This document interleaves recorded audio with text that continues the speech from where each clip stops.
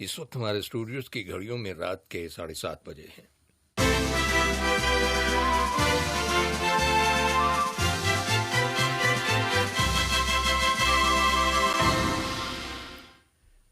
بسم اللہ الرحمن الرحیم۔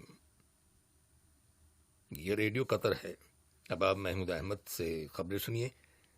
ابتدا میں پیش خدمت ہیں اہم خبروں کی سرخیاں۔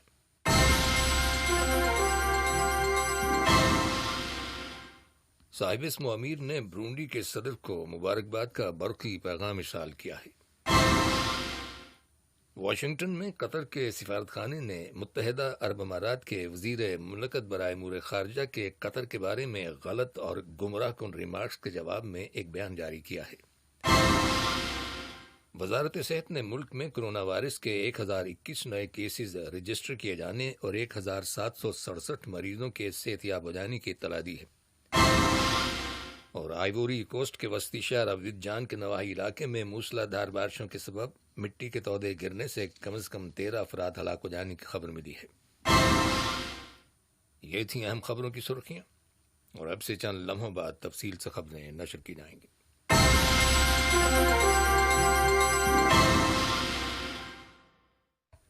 لیے جب آپ تفصیل سے خبریں سنیے۔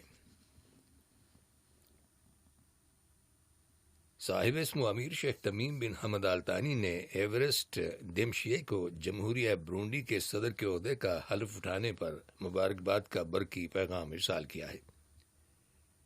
نائب امیر شیخ عبداللہ بن حمد آل ثانی اور وزیر اعظم و وزیر داخلہ شیخ خالد بن خلیفہ بن عبدالعزیز آل ثانی نے بھی اس موقع کی مناسبت سے جمہوریہ برونڈی کے صدر کے نام مبارکباد کے تار روانہ کیے ہیں۔ وزیر صحت ڈاکٹر حنان محمد الکواری نے خلیج کی کونسل برائے تعاون GCC کے ممبر ممالک کے وزرائے صحت کی کمیٹی کے تیسرے غیر معمولی اجلاس میں شرکت کی ہے، جو کرونا وائرس کی تازہ ترین صورتحال کا جائزہ لینے کے لیے منعقد کیا گیا تھا۔ اجلاس کی کارروائی کے دوران متعدد موضوعات زیر بحث آئے، جن میں کرونا وائرس کے بعد کے حالات سے متعلق ممبر ملکوں کے منصوبوں کے بارے میں بھی تبادلہ خیال کیا گیا۔ ریاست قطر نے لیبیا کی حکومت کو سپورٹ کرنے کے اپنے عہد کی تجدید کی ہے اور لیبیا کے بحران کے خاتمے، وہاں پر ریاستی اداروں کی مضبوطی اور انسانی حقوق کے تحفظ اور فروغ کے لیے کی جانے والی ہر طرح کی کوششوں کو کامیاب بنانے کے لیے اپنی مکمل حمایت کا یقین دلایا ہے۔ ان خیالات کا اظہار جنیوا میں اقوام متحدہ میں قطر کے مستقل مندوب سفیر علی خلفان المنصوری نے لیبیا میں انسانی حقوق کے ہائی کمشنر کی رپورٹ پر پبلک ڈیبیٹ کے دوران کیا۔ انہوں نے کہا کہ قطر کی حکومت چاہتی ہے کہ لیبیا کے تمام گروپ قومی سطح پر مذاکرات شروع کریں اور عبوری دور میں ایسے اقدامات کریں جو لیبیا کی خود مختاری اور علاقائی سالمیت کا تحفظ اور وہاں کے عوام کی امنگوں کو پورا کرنے میں معاون ثابت ہوں۔ واشنگٹن میں قطر کے سفارتخانے نے متحدہ عرب امارات کے وزیر مملکت برائے امور خارجہ گرگاش کے ان گمراہ کن اور غلط ریمارکس کے جواب میں ایک بیان جاری کیا ہے، جو انہوں نے یعنی مسٹر گرگاش نے واشنگٹن میں مڈل ایسٹ انسٹیٹیوٹ میں منعقد کی گئی ایک تقریب کے دوران دیے تھے۔ اپنے ریمارکس میں انہوں نے کہا تھا کہ ان کا ملک سعودی عرب کی خلیج کے بحران کو حل کرنے کی کوششوں کی حمایت کرتا ہے، لیکن قطر نے اس سلسلے میں تعاون کرنے سے انکار کر دیا ہے۔ قطر کے سفارتخانے کے بیان میں واضح کیا گیا ہے کہ ریاست قطر نے ہمیشہ اوپن نیس کا مظاہرہ کرتے ہوئے غیر مشروط مذاکرات شروع کرنے کی پیشکش کی ہے، لیکن محاصرہ کرنے والے ممالک GCC کو متحد کرنے کے لیے امریکی انتظامیہ کی متعدد ٹیلی فون کالز کو مسترد کرتے ہوئے اس عمل کو روکنے کی کوشش کر رہے ہیں۔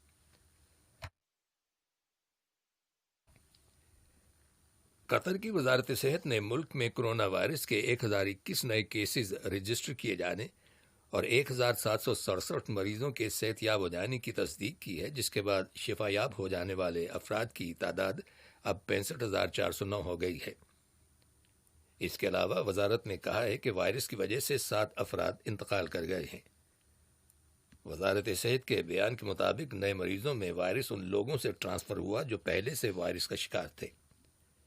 واضح ہے کہ وزارت صحت کرونا وائرس کے سلسلے میں فعال ٹیسٹنگ کا سلسلہ جاری رکھے ہوئے ہے، جس کی بدولت کیسز کی ارلی ڈیٹیکشن میں بڑی مدد مل رہی ہے۔ عالمی سطح پر دنیا کے مختلف علاقوں میں کرونا وائرس کے مریضوں کی تعداد 8.5 ملین سے زیادہ ہو گئی ہے، جبکہ 4,53,778 مریض انتقال کر گئے ہیں۔ انگلینڈ اور ویلز کے علاقوں میں کرسچنز اور ایسے لوگوں کے مقابلے میں جن کا کوئی مذہب نہیں، مسلمانوں، یہودیوں، سکھوں اور ہندوؤں کی تعداد نسبتاً زیادہ ہے جو کرونا وائرس سے ہلاک ہوئے ہیں۔ روس میں 7,972 نئے کیسز رجسٹر کیے گئے ہیں۔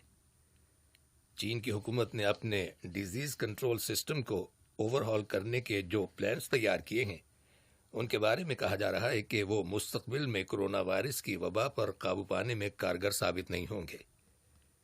اس بات کا انکشاف چین کے اندر اور بیرون ملک ایکسپرٹس نے کیا ہے۔ یہ خبریں ریڈیو قطر سے نشر کی جا رہی ہیں۔ چین اور بھارت کی حکومتوں کے درمیان حال ہی میں سرحدی جھڑپوں کے بعد کشیدگی کو کم کرنے کے لیے فوجی اور سفارتی سطح پر کوششیں جاری ہیں، اور چین نے کل رات حراست میں لیے گئے بھارت کے 10 فوجیوں کو رہا کر دیا ہے۔ یاد رہے کہ گزشتہ پیر کی رات لداخ کے مشرق میں واقع وادی گلوان میں دونوں ممالک کی فوجوں کے درمیان جھڑپ ہوئی تھی، جس کے نتیجے میں بھارت کی فوج کے ایک کرنل سمیت 20 فوجی اہلکار ہلاک ہو گئے تھے۔ پاکستان کے جنوبی صوبہ سندھ میں کیے گئے دھماکوں میں 2 فوجیوں سمیت 4 افراد ہلاک اور درجنوں دیگر اشخاص زخمی ہو جانے کی خبر ملی ہے۔ سرکاری ذرائع کے مطابق ان دھماکوں کی ذمہ داری ایک غیر معروف علیحدگی پسند گروپ نے قبول کرنے کا اعلان کیا ہے۔ ایران کی حکومت نے international atomic energy agency IAEA کے بورڈ آف گورنرز کی اس قرارداد کو یکسر رد کر دیا ہے جس کا تعلق ایران کے جوہری پروگرام سے ہے۔ اس بات کا انکشاف ویانا میں بین الاقوامی تنظیموں کے دفتر میں ایران کے مستقل مندوب کاظم غریب آبدی نے کیا ہے۔ ان کا کہنا ہے کہ تہران حکومت اس قرارداد کے خلاف جوابی کارروائی کرے گی۔ ادھر پیرس سے ملنے والی رپورٹس کے مطابق فرانس کی وزارت خارجہ نے کہا ہے کہ سن 2015 میں کیے گئے جوہری معاہدے کی ایرانی حکومت کی جانب سے کی جانے والی خلاف ورزیوں کے بارے میں اقوام متحدہ میں آج ہونے والے مذاکرات میں فرانس، برطانیہ اور جرمنی اپنی حکمت عملی کی وضاحت کریں گے۔ امریکہ سمیت عالمی طاقتوں کے ساتھ کیے گئے مذکورہ معاہدے کے مطابق ایران اپنے جوہری پروگرام کو محدود کرنے کا پابند ہے۔ اس معاہدے کی روح سے اقوام متحدہ کی جانب سے ایران پر ہتھیاروں کے حصول پر پابندی اس سال اکتوبر میں ختم ہونے والی ہے۔ امریکہ، جس نے سن 2018 میں جوہری معاہدے سے علیحدگی اختیار کر لی تھی، اس پابندی کی میعاد کو بڑھانا چاہتا ہے۔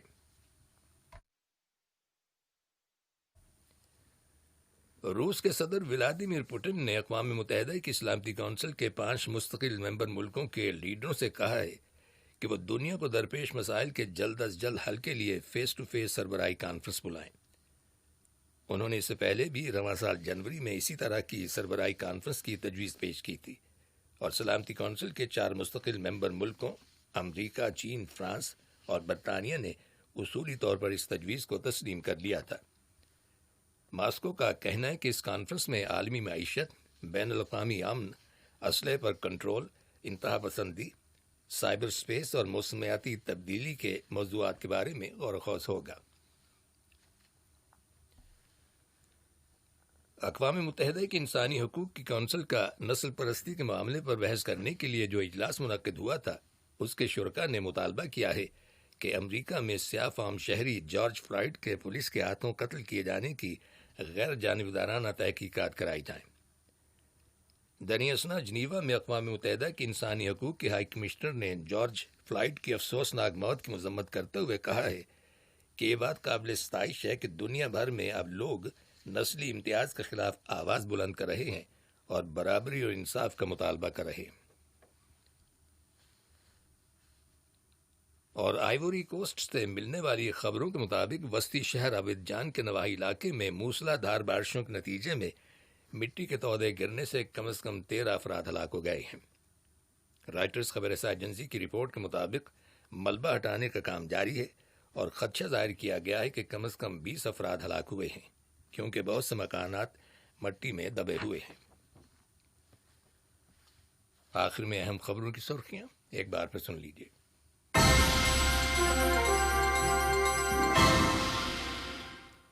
صاحب اسم امیر نے برونڈی کے صدر کو مبارکباد کا برقی پیغام ارسال کیا ہے۔